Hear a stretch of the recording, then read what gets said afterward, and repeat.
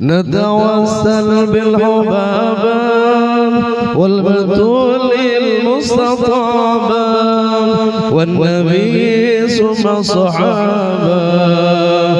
فعسى دعوة مجابة نتوسل بالحبابة والبتول المستطابة والنبي ثم صحابة فعسى دعوة مجابة نتوسل والبتول المصطفى والنبي ثم صحابة فعسى دعوة مجابة نتوسل بالغبابة والبتول المصطفى والنبي ثم صحابة فعسى دعوة وعلى بشر جادات رحمة واستجادات وليالي الخير عادات وسكباء الصحابة مرحبا للمصلى وبمن قد علم على وكؤوس الخير تملى للنسابة والغرابة نتوسل بالحبابة والبتول المستطابة والنبي ثم صحابة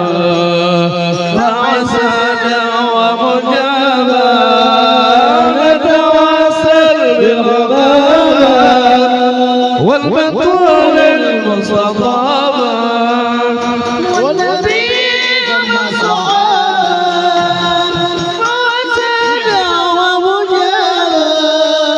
يا خليلي لا تضجر فعسى المكسر يجبر يسر الله ما تعسر وكفى شر غلابا ربنا يعطي ضغائب ورسول الله نائب وعلي ليس الكتائب قد هدت فينا بكابا نتوسل بالحبابة والبتول المصطفى والنبي ثم صحابة فعسى دعوة مجابة نتوسل بالحبابة والبتول المصطفى والنبي ثم صحابة فعسى ما رسول للمدينة طينها من خير طينا كلهم كرهينا ما نخاف الانتلام وعسى بالمروتين ما يقر الله عيني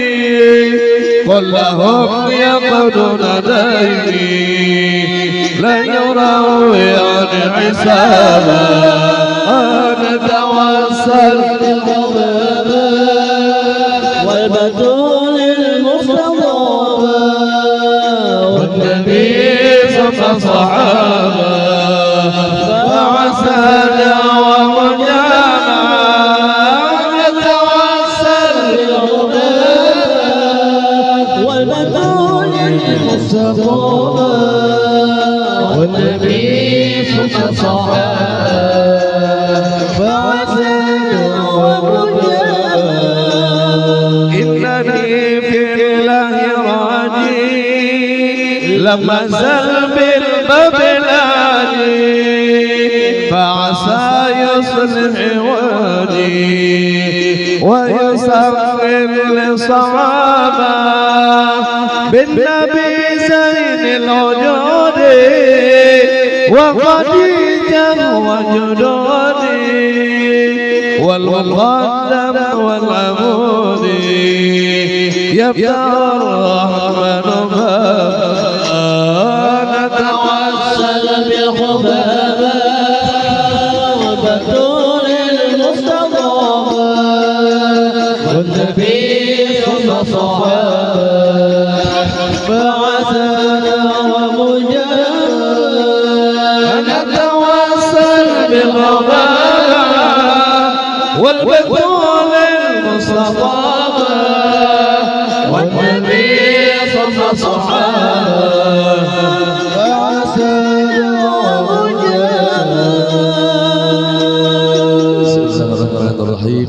الحمد لله القائل النبي أولى بالمؤمنين من أنفسهم وأزواجهم وأمهاتهم والصلاة والسلام على سيدنا ومولانا محمد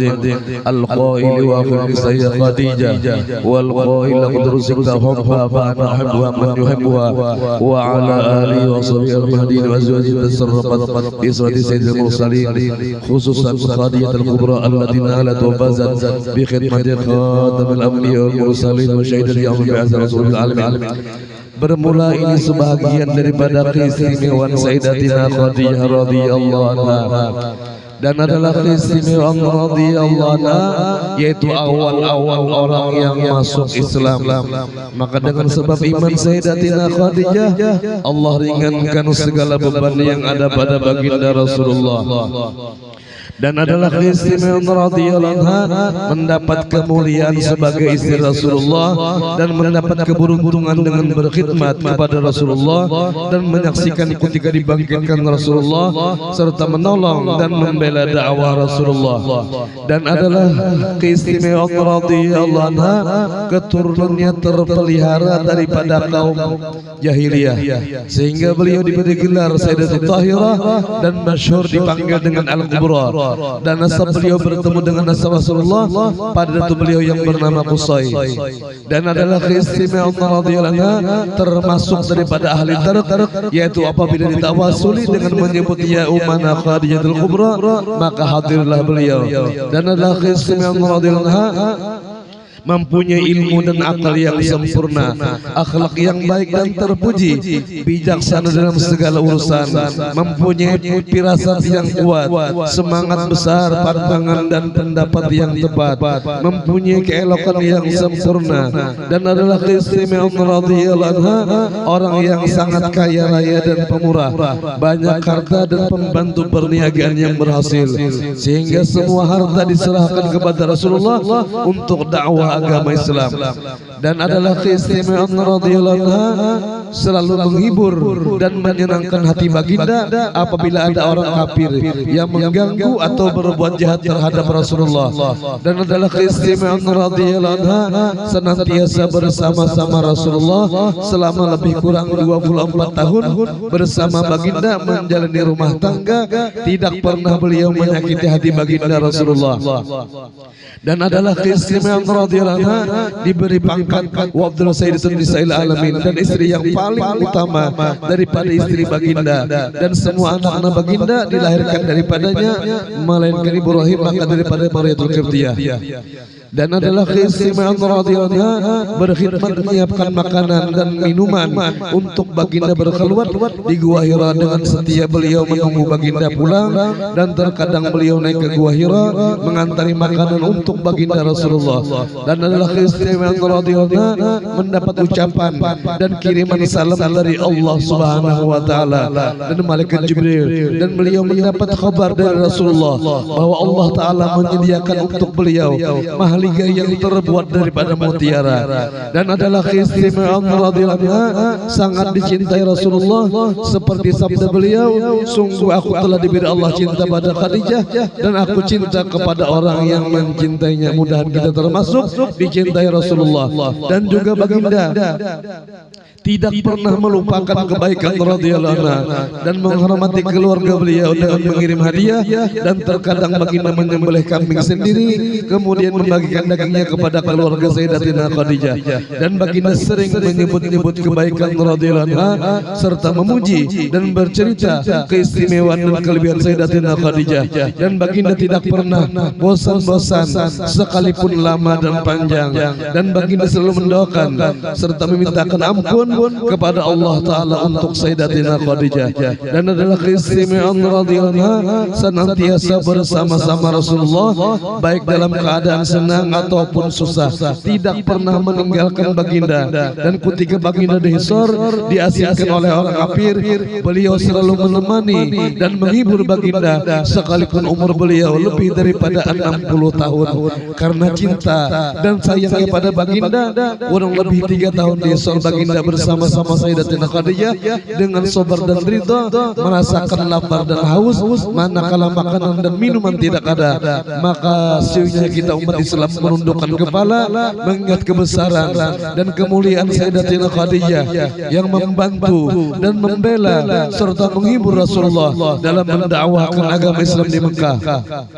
Seperti sabda beliau, Allah tidak akan menggantikan untuk diriku yang lebih baik daripadanya. Khadijah telah beriman kepadaku pada saat orang-orang kufur padaku, dia telah membenarkan diriku pada saat orang-orang mendustakan diriku, dia telah menolong diriku pada saat orang-orang mengusir diriku, dia telah melapangkan diriku pada saat orang-orang menghalangiku, dia telah memberikan keturunan padaku, sedangkan istri yang lain tidak. Dan adalah keistimewaan radhiyallahu anha ketika beliau akan meninggal, Rasulullah menghibur dan memberi makan buah anggur yang dibawa malaikat daripada surga. Maka inilah sebahagian daripada keistimewaan Sayyidatina Khadijah. Walhasil kesimpulannya bahwa keistimewaan beliau tidak dapat dihitung, manaqib beliau tidak dapat dibatasi, karena beliau selalu dipuji dan diceritakan baginda kebaikan dan keistimewaan.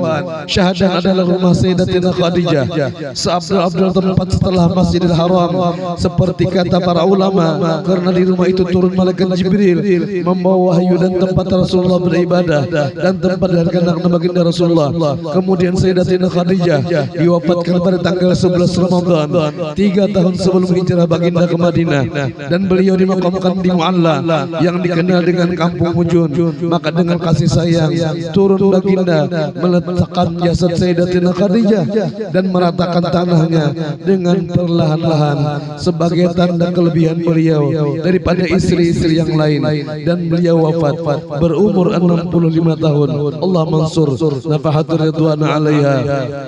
wa amidana bila surati awdadatiha la ilaha illallah Muhammadur Rasulullah Sayyidatina Khadijah waliyallahu radhiyallahu anha. Allahumma salli wa sallim ala zawjil amin Sayyidina Muhammadin wa ala alihi wa sahbihi rabbil alamin. Al-Fatihah.